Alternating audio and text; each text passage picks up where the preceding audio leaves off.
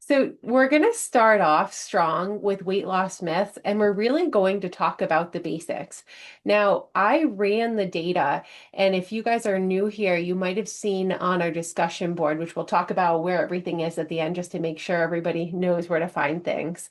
But you might have seen, if you've been on the discussion board, that I've been running the data for the last 2 years. And historically, when I went back through, most of our fastest weight loss tends to happen January, February, March.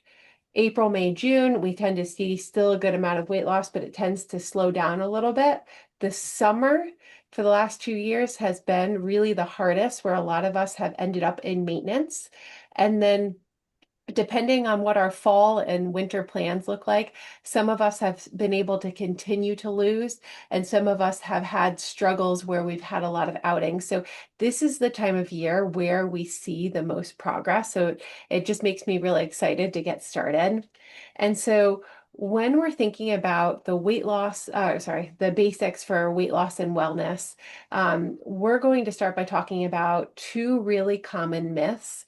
Then we're going to talk about our challenge. We're going to try to look at some food on a plate, and then we're going to talk about our Wednesday cooking. So if it sounds like I'm talking fast, I'm just trying to get through everything in the 30 minutes that we have left. So when we're thinking about weight loss in particular, the first thing that we really need to understand is that calories do matter. So overall calories are what dictate weight loss or weight gain, but the source of those calories that we choose, it's what's going to impact appetite. And in the world of weight loss medicine, lowering hunger, lowering appetite, that's the key to success. And so what we're going to explore over the next 12 weeks is really how do we attack appetite from all different angles? And so what we're really focusing on is, how do I lose weight? How do I keep it off? And how do I work with my hunger and not against it? So let's talk about some common weight loss myths. Now, one of the first weight loss myths that I typically get by people who are new in the program are this idea of, oh, I can't eat that. It's a carbohydrate. This idea that carbohydrates are inherently fattening. And when we're talking about these myths, or we're hearing different theories in books or from wellness influencers, it can be really helpful to have a framework to try to group these different ideas and theories into two different buckets. And I want to think about one bucket as books and ideas that have scientific merit, things that have had controlled feeding studies where we've studied them in humans and they work, right? We see the outcome we want. And the other box I want to have is books with really compelling narratives. I've read these books. They are so convincing. They have really good ideas, but those ideas probably, or I should say, we know they don't hold up in human trials. And so that's what we're talking about here today. And right now, in the space of weight loss medicine, right, we are looking at two main theories on why we gain weight. And from an academic perspective, I was really surprised when I put this program together that there are still two of them, because one was completely discredited back in 2015 when researchers at the NIH started a series of metabolic ward studies, meaning they put people in a hospital where they measured every gram of food that they ate, and they had really good control, because the hardest thing about testing these dietary interventions is adherence. And we're going to talk about that further when we talk about documenting on the Eats app. But we want to know, when all of the conditions are well managed, what actually works. And so what are these two theories and which one is correct? Or I should say most correct. So the first theory when we're thinking about weight loss is this calorie balance model. And a lot of us know this by this age-old adage, right, of eat less, move more. And this theory says we're eating too many calories. And the nuance here is because something's awry with our appetite feedback loop. The foods, for some reason, that we're choosing to put on our plate are driving us to overeat on calories. They're increasing appetite. and this idea that we're moving less. And that is, it's week 11. That is a topic for another week when we talk about why it's so hard and like why it's so difficult to leverage exercise. And it's way more complicated than this, which is why we're spending 12 weeks on it. And if you guys know me well, you know I would spend 6 months on this if you'd let me. But there's just so much nuance, and the research is just so fascinating. So I'm going to try to bring us through the things that matter most. And that's really what I'm trying to accomplish in this program is what are these big hitters that really do matter that we can leverage? And the second theory in weight loss medicine is the carbohydrate insulin model. It's this idea that carbohydrates, particularly sugar, but all carbs, for some reason are inherently fattening. And it's really strong in the keto community. This idea that I need to avoid carbs to lower my insulin levels to effectively lose weight. Now, this is such an interesting theory that Kevin Hall and his team at the NIH went and tested it in a series of metabolic ward studies that started in 2015 and were ongoing until last year. And this model was completely disproven. It did not work. And so the really interesting thing is that there are such strong proponents of it. One of them is even a Harvard professor who still is putting out papers about this. There's a lot of academic back and forth that happens around them. But it's so surprising to me that it's still such a big theory. And these are the diet books that sell the best on Amazon, which is just really fascinating. And so how did we actually test them in humans? How do we know that one model is more correct than the other? Well, it started in 2015, and what they did is they took people into this research hospital. And the really fascinating thing is that um, it's such a small capacity, and there's so much that they're sitting on these participants that they could only take in like one or two at a time. So this study took forever. It was a really expensive study to do. And they had people come in, they calculated their own personal maintenance calories.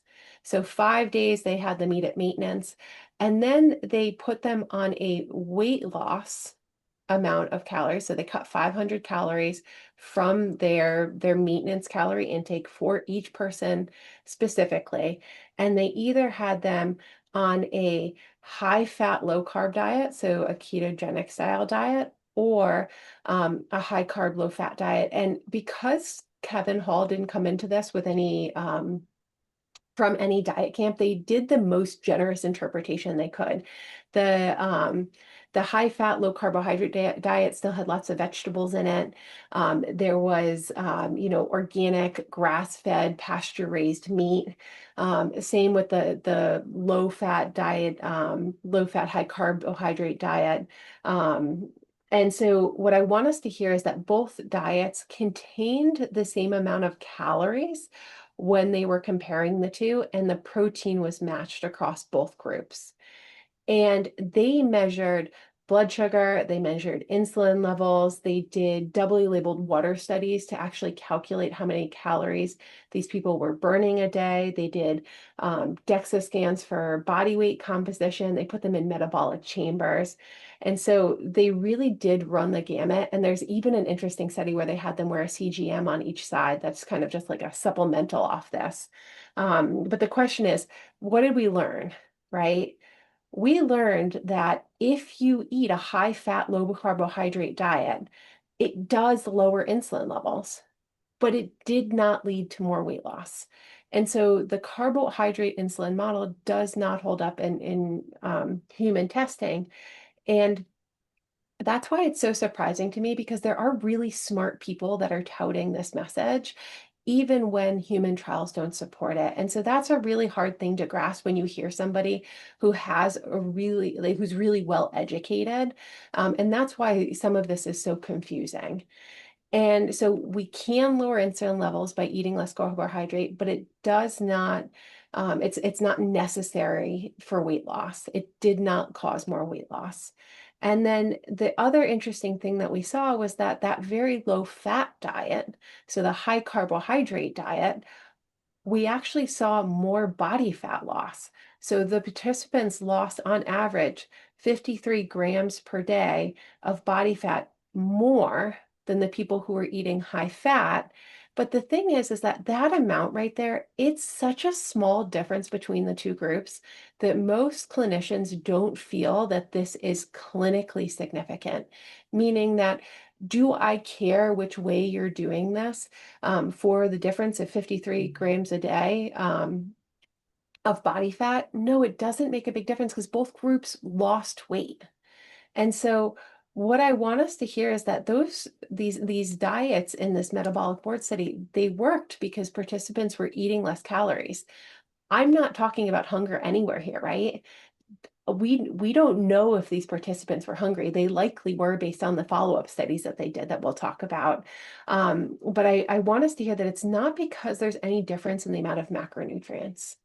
It's not because one was high fat or low carb. It was because they were calorie constrained.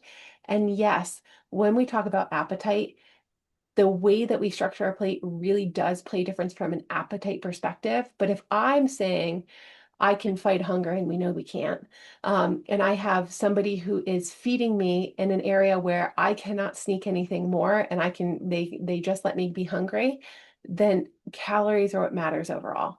Does that make sense? Do you guys hear that? And so this is one of the reasons somebody was asking me this recently, why a lot of wellness influencers are so focused on macros. And it's really because in Maine, legally, you have to be a dietitian or a medical provider to provide dietary counseling. But if somebody gives you macros, they're trying to figure out, they're trying to move you towards more whole foods by that combination, and they're just imposing a calorie restraint.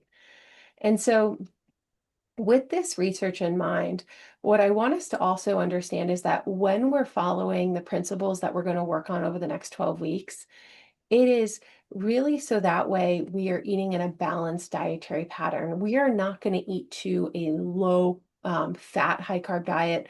We're not eating to a high fat, low carb diet. We're going to eat a diet that fits in the norms of what is healthy for humans, which is a very wide dynamic, which is why we're going to talk about how to adjust things. But I want us to just understand that we don't need to go to macronutrient extremes to lose weight. And we also need to focus on appetite, right? So our goal is to explore ways that we can feel full and satisfied while eating fewer calories. Am I doing okay so far?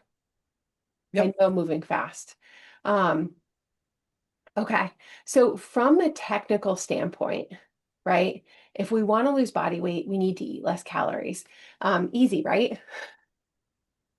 No, like it's so hard to do. And I really just want to pause and just also talk about the idea of this ketogenic diet.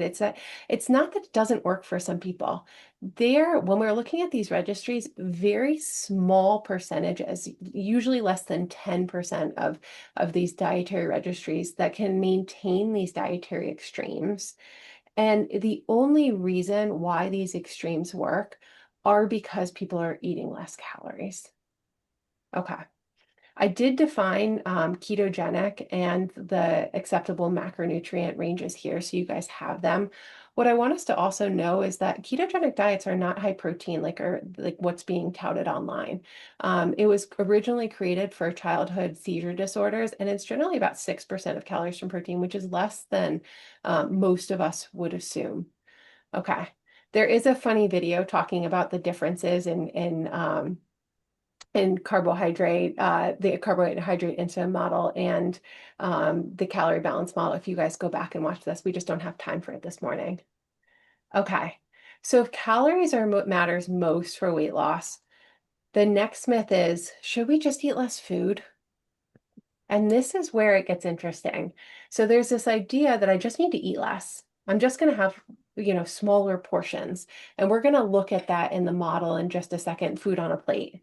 Um, but all these major commercial weight loss programs, they're focusing on restricting portion sizes without addressing the obvious. If we could eat less food right, of what we're eating right now, then I would not have gained weight in the first place. And that's the hardest thing, is that if I was eating to being comfortably full on the foods that I'm eating right now, I would, and that diet was set up to support me, I would be that ideal body weight. And when we look at these programs, the outcome data that they've reported, the average weight loss is 6 pounds over 2 years, and that's only with people who stick to the program. So they are, despite these if I drive back down home to Connecticut, these billboards of like 200 and 300 pound weight losses, those are the outliers. That is not the norm. And so the hardest part about eating smaller portions is that a biological drive, the same way that breathing is. And so if I try to just restrict portion size without changing the foods on my plate, what happens is I can maybe do it for days. If I really got a lot of grit, maybe I'll make it a week or two. But generally hunger will win out. And that's where we start to see this yo-yo dieting cycle. And the traditional pattern goes like this. I'm starting a diet on Monday. I'm going to eat less of the food that I'm eating right now. I'm not really going to change much out. I am going to get really hungry by day 3 or day 4. And then I'm going to have all of those foods I've been trying to avoid. And then what the hell, I'm already off the diet. I'm going to have a little bit more of those other things that I'm never going to have again. And I will start on Monday and I'm going to make it even harder. And that is the dieting cycle that most of us get stuck in. And so the question then is, what does the research say about this when we try to just eat smaller portions without changing the food on the plate? And there was a really interesting mathematical model that explored this question. They looked at, of course, men, right? 35 men living with obesity. And they said, I want you to cut 25% of your calories from your diet and to maintain that calorie deficit for 2 years. Here's what happened, right? So they cut these calories, about 600 to 800 from their diet, and they were supposed to maintain this amount for 2 years. Do you guys see what happened? Yeah. What Yeah. happened, Claire? They increased it. No. Yeah, Never their mind. calorie Yeah, intake yeah, went yeah, up, yeah, yeah. right? Right. It should be flat, and Yeah. it's not. And their body fat went down, and they plateaued, and they started coming back up, right? Um, and so they started out with this average calorie deficit between 600 to 800, and over time, right, they added calories back. Now, if you had asked any one of these participants in the study, and they did, if they were in a 25% calorie deficit at 2 years, they wholeheartedly thought they were, right? And that's really, it's really that's so common in dieting trials, and we know because the researchers did it from doubly labeled water data, which gives us a really accurate count of their calorie intake and burn. That simply put, they added more calories over time, and so the question is, right? They're just cutting portions. What's going on here? And I'm going to be sarcastic for just a moment. Are they just sneaking treats and lying themselves about being on a diet? And I think that unfortunately, that's a really common narrative, especially when I was in primary care. This idea that people were, that they knew, but they're just lying to themselves. And if you're in this program, you know that there's probably something else going on. And that, we're looking at this we are so competent, all of us. And so there must be a systems there. There must be something else going on here. So we're going to talk about it. When researchers plotted weight loss against the expected rise in appetite, take a look at what happened here. This is the calories that they cut, right? And then this is how their intake changed. This is the expected increase in appetite if I don't change the foods I'm eating, if I just address portions. Do you guys see the difference in these two, this dotted line and this blue line? Hmm. Yeah, what do you guys notice about it? It looks like they correlate. Yeah, right. They're the same. They're very similar lines. Like, yes, this one is a little bit slower on the uptick, but all of the difference between these two lines looks about the same. Right? So when we asked those participants, were they in a 25 percent calorie deficit, they weren't accurately reporting their calories, but they were accurately reporting their effort. They were trying just as hard at 2 years as they were in the beginning. And that's why we're not focusing on motivation, we're not focusing on portion control, and we're not focusing necessarily on how hard this feels in terms of effort, because the goal is not to make this feel effortful from a hunger perspective. Does that make sense? Okay. And that's this graph right here is the traditional doom and gloom story about weight loss, especially that, if we look at meta-analysis and studies on these weight loss trials where we try really hard, right, just to regain the weight over time. And so in this program, the question is, what's the trick? How so many of us, this is our outcome data from the last 2 years, how have so many of us managed to lose weight and keep it off, right? Because so many of us have lost weight and maybe we've had plateaus in there where we've been in maintenance, but we do not have any significant members who have regained to baseline. We have had people who have come down, who have maybe come back up, in terms of like taking breaks, but we have not had the traditional dieting outcomes where we drop our intake and then, okay, we're almost back up at baseline by 2 years. And so really the trick when we talk about weight loss and weight maintenance and health overall is that we are looking at not just portion control, or I should say not portion control in general, not just eating less calories, but we are trying to change the food on our plates so that way we can address appetite. And so where these other dieting programs, right, go awry is that they're not necessarily addressing hunger. And so that's really why these next 12 weeks are focused on hunger and appetite and what we can do. Because we know from some of the human feeding trials that continued from Kevin Hall's research that there are foods that we can put on our plate and that can drop our intake, right, by 500 to 700 calories while still feeling full, while still eating intuitively. And this program has been going on now for 2 years, and going through the data has just been so interesting. And so the real question going into this session that I want to address is, what do our successful members do? People who lose weight and keep it off. They have been able to do three key things. And it's interesting because these match the data that we have on the weight registry of people who lose weight and maintain it. But they've been able to change the foods that they keep in their home. Their immediate food environment is different than what it looked like going into the program. And they've made it where the food that they want to eat is the easiest, most convenient thing when hunger strikes. So that is the most important thing that I can pass along. The second thing is they bring food with them, because as we're going to learn over the next 12 weeks, our current food system is not set up to help us maintain a healthy weight. And so they bring food with them. So they're controlling the food in their immediate environment. They're bringing food with them to control the environment outside the house. And they've crowded in more whole foods to drive down appetite. So the foods on the plate have changed. And they've done it consistently over several months. And that's the most difficult part, is that consistency, because motivation can be high for 2 weeks. But when motivation runs out, we really have to focus on systems. And I feel like that is the grind. This is where the group shines in the Wednesday meal prep and showing up on Sundays, because it is that weekly consistency of working at it that really is going to get us to our goal. Okay. So then the question is where to start. So I'm going to talk, we've got 10 minutes. We're doing okay.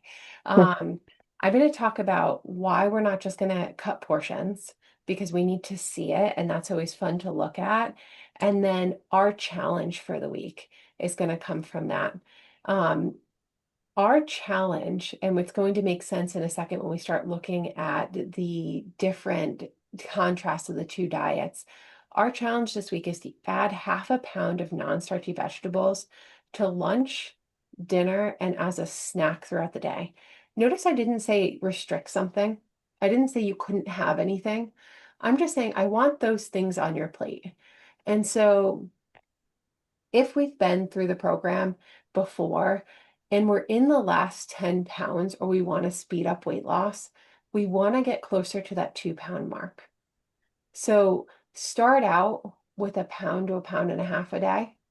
And if it's comfortable for you, if you've been doing this for a long time, I want us to get up closer to 2 pounds if our goal is weight loss. Some people in this program are on maintenance, and that's okay. It means that their vegetable intake won't be quite as high. And so, what is a non-starchy vegetable? It's everything except for potatoes, peas, and corn, and it's not a leafy green. And in the recent update of the app, when we click on the info buttons, we'll be able to see these key metrics, and I can stay after just to go over the app and to show us where those little info buttons are. But the interesting thing is that when we're thinking about non-starchy vegetables, when I first put this program together, I said, well, that sounds like a lot. How much, where's that plateau where eating more vegetables doesn't necessarily lead to better like metabolic health outcomes? And it's about 1.7 pounds, 800 grams. And so really this is a very healthy amount of vegetable intake for us to eat. And it will be so curious when you're coming into the program to compare what does that look like compared to what we were serving ourselves before? Because that's a really fun one to talk about if we have any time at the end.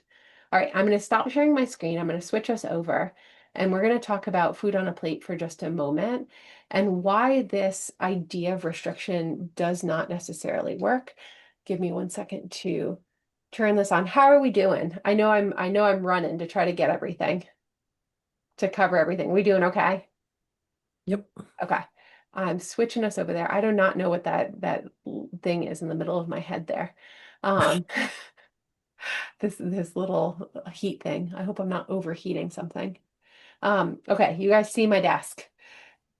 Perfect. So we're going to compare 2 days of eating for a second. And I always go back and forth between, I think last session we looked at healthy, but too caloric. And we're going to focus on that a little bit more when we get into added fats. So we're going to put that, like table that for that lecture. But right now we're going to look at some of these like healthier-ish standard American diet items and how they match up. So, I'm seeing my coffee. So let's talk about things that are caloric, but sometimes are considered like healthy by people coming into the program. So this is a bowl of granola. Now, how I got this amount, because I always go back and forth in between how much I'm going to do, is I asked my husband to pour us a bowl. And this is how much he poured. This is 650 calories of granola. Um, Really not not a ton of food. And if I haven't been through this program, I might pick something like, let me just put it in focus, this plant-based coconut blend. It's got 10 grams of protein on the front. It's vanilla and cinnamon, but it's 190 calories. And if you guys have been through the program, you're gonna say, whoa. So I'm gonna pair these two here for breakfast. And I've got what? Um, Oh, this is even more. So I've got 840 calories just in this bowl. And that's really one of the first places I see a lot of us go awry is coming in eating, a high calorie granola. And I don't know if you guys were on here. The people who were on here early heard me say that baby is it's his first head cold right now. And so I didn't have time to go and get a Starbucks drink. So what we're going to do is we're going to have our coffee here and we're going to toss in some half and half. Bye. There we go. Make a nice light coffee. And we're going to toss in, this would be like 1 to 2 pumps at Starbucks or 4 sugar cubes. So I've got my coffee and my breakfast, and my coffee right here is 170 calories.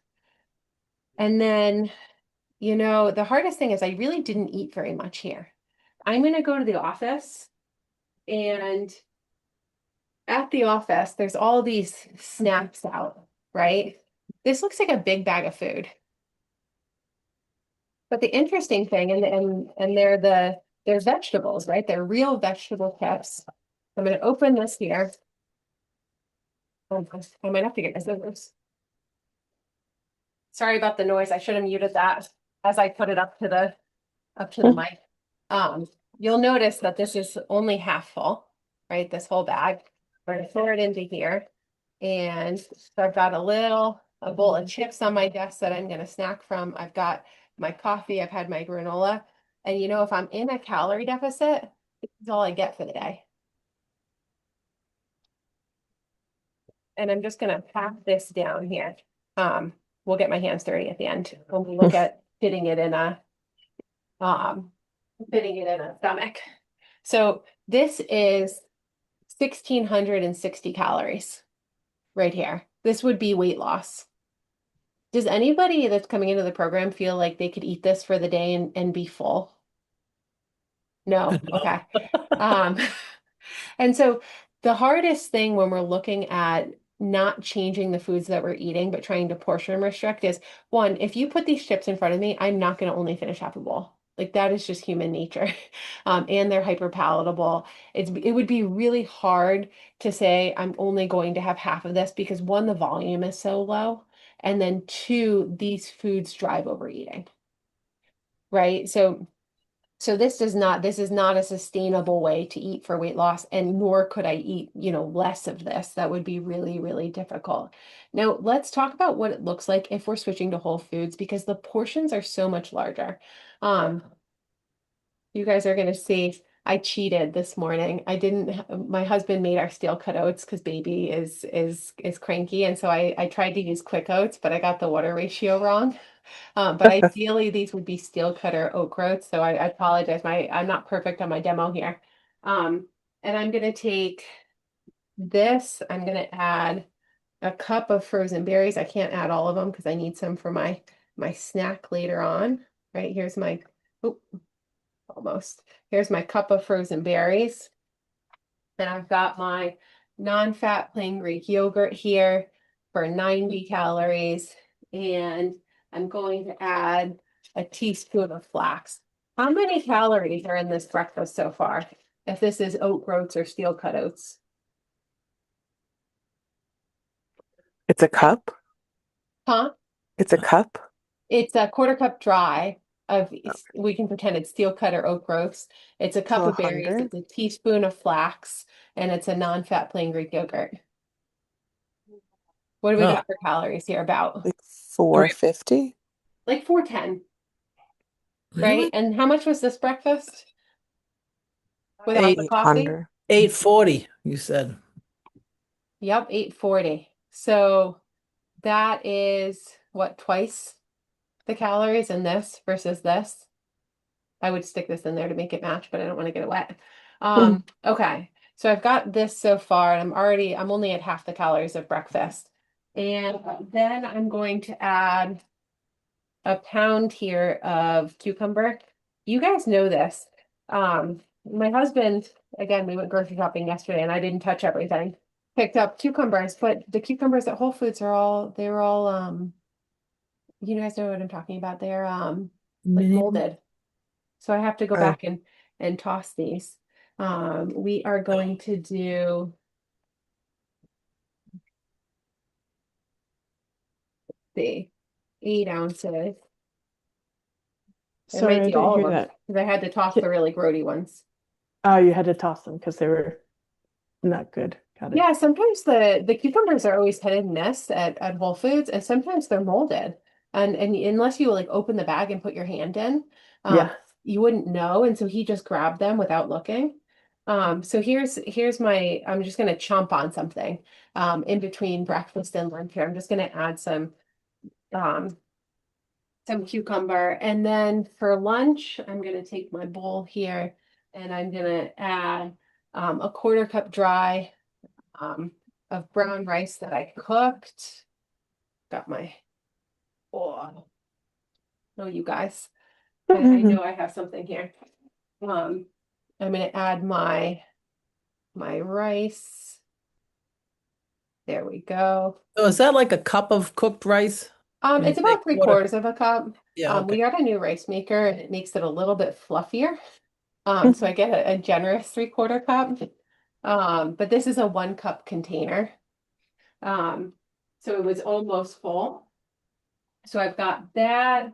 I've got my, and now this is tofu. It could be boneless, skinless chicken breast, or fish or shellfish.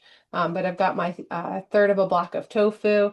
I've got 1/2 pound of roasted broccoli there, and then I've got some hot honey here, which my husband says is all the rage.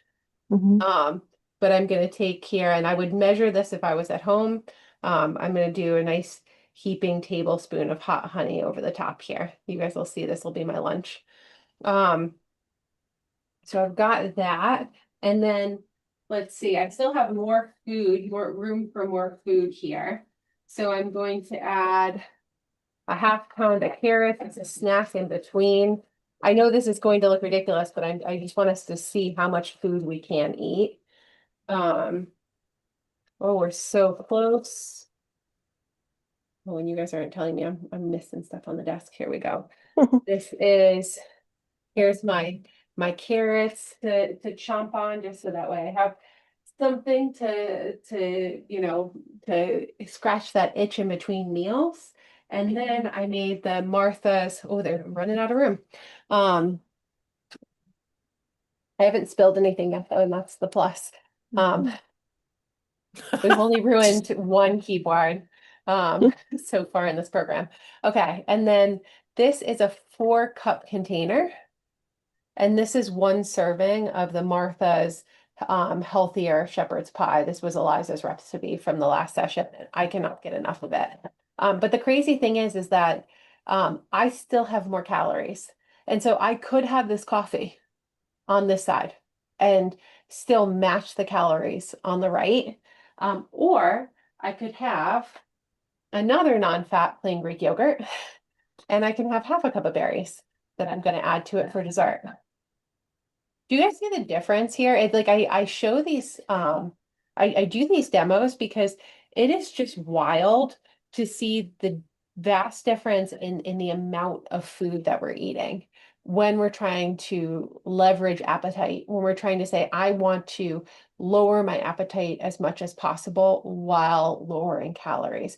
And so if I'm going to do that, the food on my plate, the sheer quantity needs to go up. Do you guys hear that? Yes, that's a Okay, great visual, Jess. You can really see it. thanks. And then the one other thing, oh, or 31. Okay, I'm gonna be so quick about this. Um, the one other thing that I want to show, but I forgot my big wooden thing and I don't want to put the metal on this, so I'm only gonna do it with one, is so this is a 4 cup container. The average person consumes 2 to 4 cups to feel full after a meal. I would say that most of us in this program are eating 3 to 4 cups to feel physically full. And so if I'm consuming this right here, this is here, this is 4 cups. So this would fully fill this container. All right. But the crazy thing is when I have this breakfast here, oh my, we're about to get messy for just a second. How many grams of saturated fat do you guys think this coconut yogurt has? 1.5? Oh, way more. Keep going. I would guess 10. 10 was 7. gonna be my guess. Isn't that Wow. crazy for people who know what our goal is? Gosh darn it. Coconut. Yeah, the coconut is Yeah, true. I'm just gonna use this knife here to get the rest out. Okay. So there's that. Here's our breakfast on this other side here.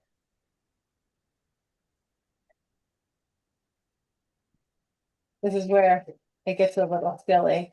Is that if I'm just eating these higher calorie density foods, let me move this so you guys can see what I'm doing. If I'm just eating these higher calorie density foods, here's what happens. Oh, we're really gonna have to jam that down. After I chew it off Yeah. and I put it in my stomach, I'm going to struggle to fill this stomach more than once. You guys see that?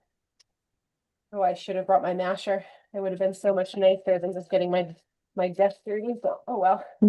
Um, So, because this bowl of chips is gonna go really quickly. so that's gonna be like 4 cups, but you're not even at lunchtime. Is that? Yeah, well, this is the Right. whole day worth of eating is maybe gonna fill our stomach once, and because we're not filling it all at once, the likelihood of us feeling full at any point in this day is so low. So the really interesting thing too, the calorie density of these chips compared to the granola, how far off do you think they were? Equivalent. Yeah, they're very similar. They're almost the same. Um, the granola versus the chips. Okay, here we go. It worked. I'm always questioning. I'm like, will it work? It works. Yeah.